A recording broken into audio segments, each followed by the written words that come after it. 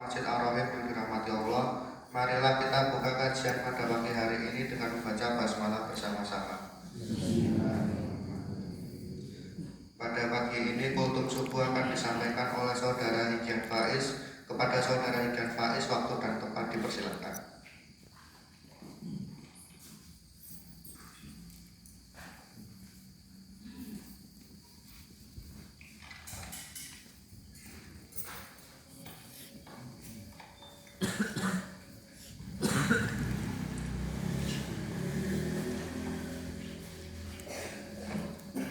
Bismillahirrahmanirrahim. Siyatul mulamin al-kiram fadilatu ra'isil jalsah wal hadirun al-kiram. Assalamualaikum warahmatullahi wabarakatuh.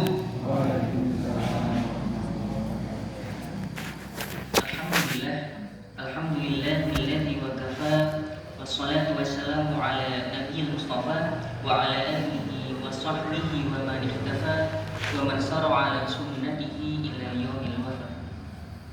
Asyhadu an la ilaha illallah wahdahu la syarika lah wa asyhadu anna Muhammadan 'abduhu wa rasuluh la nabiyya wa la rasula ba'da. Amma ba'd. Yang pertama,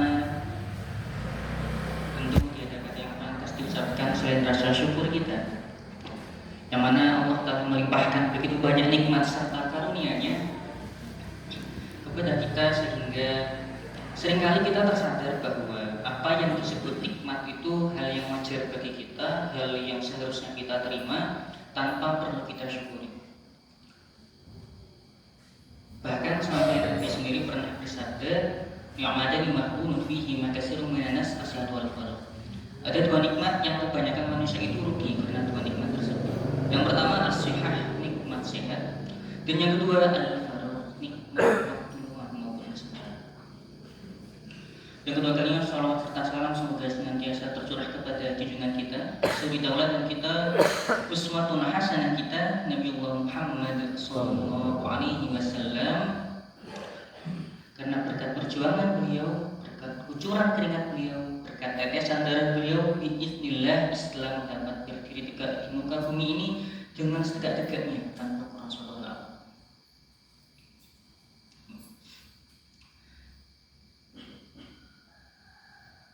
Sampun sahur Bapak Ibu. Alhamdulillah. Ya, alhamdulillah.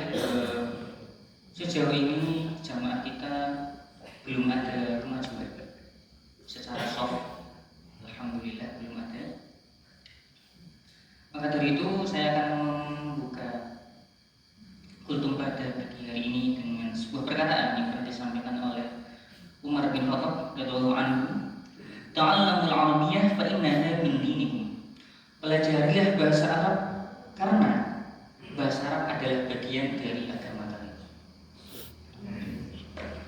Ada beberapa faedah maupun hikmah yang perlu kita ketahui sebetulnya tentang kenapa sih kita harus belajar bahasa Arab. Karena banyak yang bertanya juga, banyak yang bertanya-tanya, khususnya yang terbiasa untuk berpikir kritis.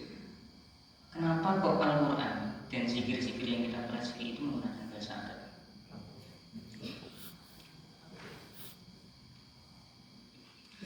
Ya, kita sudah ketahui bersama bahwasanya sholat dan juga zikir itu menggunakan bahasa Arab sebagian besar. Bukan berarti tidak boleh berdoa dengan bahasa Indonesia, akan tetapi itu lebih menyamai sunnah.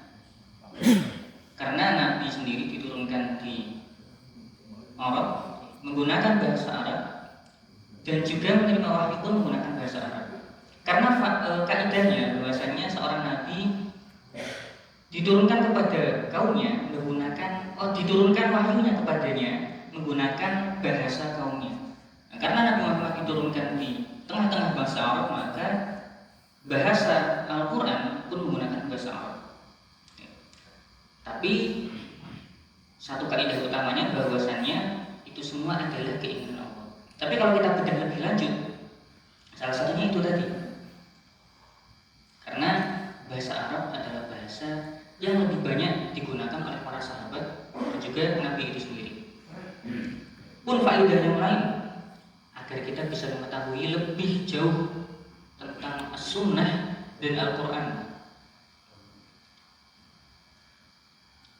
Karena bagaimana kita bisa belajar dengan memahami logika dan juga perilaku akhlak para sahabat dan juga Nabi, sebenarnya bisa akan, tetapi alangkah lebih baiknya kita belajar bahasa Arab karena itu bisa melatih cara berlogika dan juga cara berakhlak para sahabat dan juga Nabi. Faedah selanjutnya adalah Ibnu Taimiyah pernah mengatakan bahwasannya mempelajari bahasa Arab adalah agar lebih faqih dalam ucapan, sedangkan mempelajari sunnah Nabi dilakukan agar lebih faqih dalam amalan. Sedangkan dalam ad-din, dalam Islam, bahwasannya terdiri dari ucapan dan juga amalan. Nah, sedikit fakta menarik tentang bahasa Arab. Bahwasannya 40%, hampir 40% dari bahasa Indonesia merupakan kata serapan dari bahasa Arab. Banyak sekali contohnya. Seperti kertas dari kata kilotosun, kalang kabut dari kata kalaan kabut, dan lain sebagainya.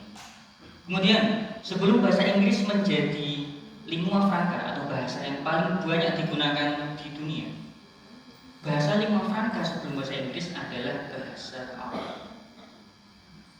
Kenapa? Ini terpengaruh oleh ketika itu umat Muslim khususnya di Bani Abbasiyah sudah mengepakkan sayapnya. Bahkan muncul sebuah perpustakaan yang sangat legendaris bernama Baitul Hikmah, yang di dalamnya berisi terjemahan-terjemahan kitab-kitab atau buku-buku dari bangsa selain Arab yang mana diterjemahkan ke bahasa Arab. Yang qadarulnya sempat dihancurkan oleh bangsa Mongol. Sangat masyhur sekali kisahnya dan tentu menjadi tusukan menolak khususnya kita untuk umat Muslim. Dan atas dasar itu, maka bahkan ada literatur yang mengatakan bahwasannya ketika itu sudah menjadi kebanggaan dan juga tren tersendiri untuk menamai anak-anaknya menggunakan bahasa Arab. Dan juga menggunakan pakaian bangsa Arab. Itu sebuah tren dan juga kebanggaan tersendiri. Bahkan di Eropa sekalipun ketika itu. Ya sama kayak sekarang mungkin nama yang namanya Daniel, Alex dan lain sebagainya itu terlihat keren. Zaman dulu yang keren itu yang kayak namanya Saiful, Samsudin dan lain sebagainya.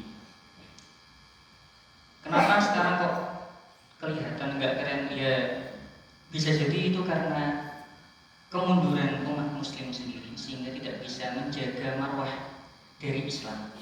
Karena Islam itu bukan yang tidak sempurna Islam, tapi Muslim sendiri yang membuat Islam itu terlihat tidak sempurna.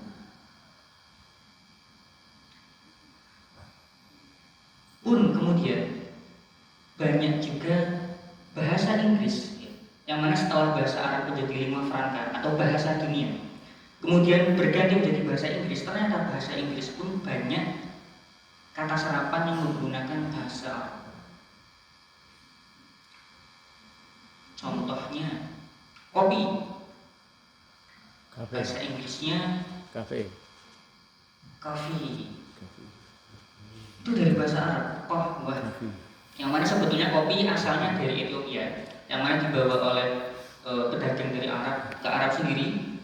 Dan ternyata setelah diketahui khasiatnya yang bikin melek terus, bahkan sampai-sampai dilarang. Pernah suatu ketika kopi itu dilarang oleh pemerintahan Islam karena dirasa ini minuman apa ini kok bikin melek terus. Padahal ya memang itu kopi disebut sebagai minuman sufi karena memang banyak dari minuman mereka agar semalam full bisa ibadah, nggak ngantuk-ngantuk. Itu fungsi kopi. Yang mana kemudian setelah kopi banyak merajalela di kalangan umat Muslim, di Eropa diharamkan. Kenapa? Karena dianggap sebagai minuman orang Muslim. Itu tadi kopi. Kemudian bahasa Inggrisnya surga. Untuk mengenalikan atau bahasa Inggrisnya surga. Heaven. Heaven satunya. Paradise. Paradise berasal dari kata Firdaus. Firdaus. Itu bahasa yang diadaptasi ke bahasa Inggris. Kemudian bahasa Inggrisnya bumi. Earth dari kata al-ardun artinya bumi. Contoh lagi, bahasa Inggrisnya gua cave dari kata kahf, al-kahfi di Al-Quran ada surah Al-Kahfi. Pun yang lain kata satan itu diambil dari kata syaiton. Satan itu memang seringkali diungkapkan dalam diungkapkan untuk sekte-sekte yang sesat, pemuja satan. Kemudian bahasa Inggrisnya polisi bukan polis, tapi yang kita dulu kalau sering nonton film cowboy itu ada yang namanya sheriff. Sheriff itu dari kata syarif, karena dulu polisi sangat mulia. Sekarang masih polisi dulu sangat mulia, maka diberi julukan syarif. Nah, maka diserap bahasa Inggris menjadi syarif. Kemudian kamera pun juga ternyata dari bahasa Arab. Kamera yang sekarang jadi bahasa Indonesia, serapan dari bahasa Inggris ya. Kamera diserap dari bahasa Arab, komaro. Contoh yang lain selain kamera, bahasa Inggrisnya kucing, cat kucing.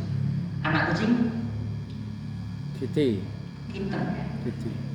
Anak kucing kitten. Sama dari bahasa Arab juga ternyata. Al-Qittun. Kemudian diadaptasi menjadi kitten dan juga cat. Kemudian alkohol yang sekarang jadi bahasa Indonesia serapan dari bahasa Inggris dan ternyata itu juga dari bahasa Arab. Karena alkohol sendiri adalah salah satu penemuan dari umat muslim terdahulu sebetulnya. Dulu namanya sama, alkohol diserap menjadi bahasa Inggris. Sama yang biasa kita pakai untuk mandi di badan berbusa. Napa namanya pun sabun. Sabun bahasa Inggrisnya napa Bapak Ibu? Soap. Ternyata dari bahasa Arab juga. Sabun. As-sabun itu dari bahasa Arab juga. Dan lain sebagainya, masih banyak lagi bahasa Inggris yang dipengaruhi atau diadaptasi dari bahasa Arab. Tentu ini semua adalah bagian dari kebesaran Allah. Bukan berarti apa yang kita belum belajar bahasa Arab, kita tidak pintar, tidak lebih mulia, tidak akan, tapi kita dapat terlambat untuk belajar bahasa. Dan alangkah baiknya kita tetap mempelajari bahasa Arab karena itu juga bagian dari agama kita. Mungkin ada ini, syukur ala husni akhikum, natafi kita cukupkan sampai di sini dulu. Kurang lebihnya mohon maaf. Skripsi yang tanpa kekasih cukup sekian dan terima kasih. Assalamualaikum warahmatullahi wabarakatuh.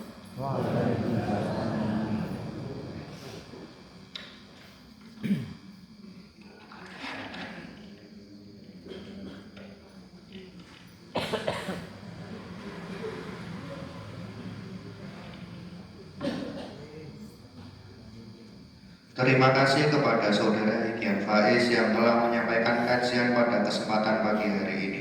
Semoga ilmu yang telah disampaikan membawa manfaat, menjadi hikmah bagi kita semua, serta menjadi amal jariah bagi beliau.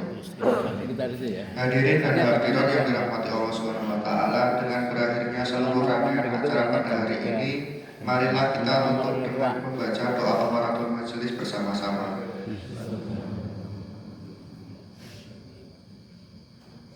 Bila ada salah kata maupun perbuatan mohon dimaafkan. Wassalamualaikum